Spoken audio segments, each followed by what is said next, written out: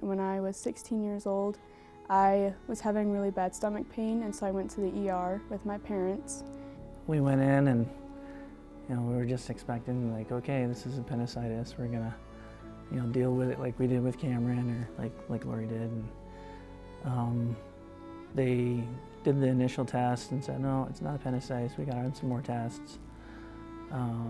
But then they came back and they said that they couldn't do a CT, and I didn't know why, but she did right away, Kind of just figured, the nurse came in and, well, we can't do the CT scan because she's pregnant.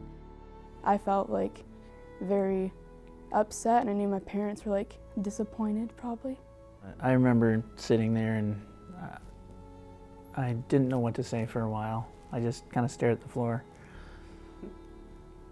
But I remember just thinking Haleigh's probably terrified.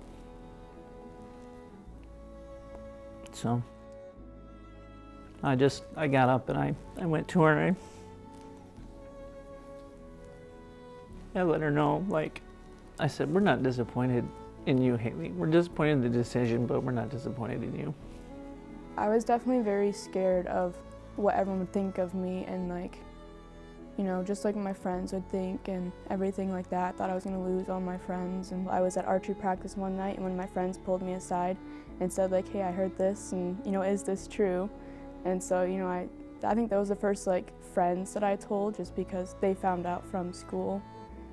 It was so cool when I first got my first ultrasound. I was very early on, and I got to see she wasn't even, she was just a little tiny speck, not even a centimeter big, and you could see her heart beating already. My heart changed the second I saw that little tiny speck, the little tiny blob, and it had a heartbeat at 4 weeks?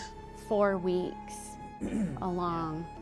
She was only 4 weeks along, and there was a heartbeat in there already at that point. I sat down with my archery coach and told him the situation and what was going on. I didn't know if they want a teenager that's pregnant to shoot on their Christian archery team. And he said it's a good idea for me to talk to his wife, and so she came in and sat down with me and my parents, and she said that she volunteers at Positive Options in Allendale, and I wanted to take classes because I didn't know what I was doing at all. And so I ended up calling and scheduled an appointment to go and set up a class. And then I started going to Positive Options. I really loved spending time with her and just holding her, and you could just look at her all day. And I really love seeing my parents and my brother hold her and talk with her and stuff. My dad will sit there and count her fingers and try and make her smile and laugh. Sometimes I catch myself thinking wait, she's a mom. She is such an amazing mom.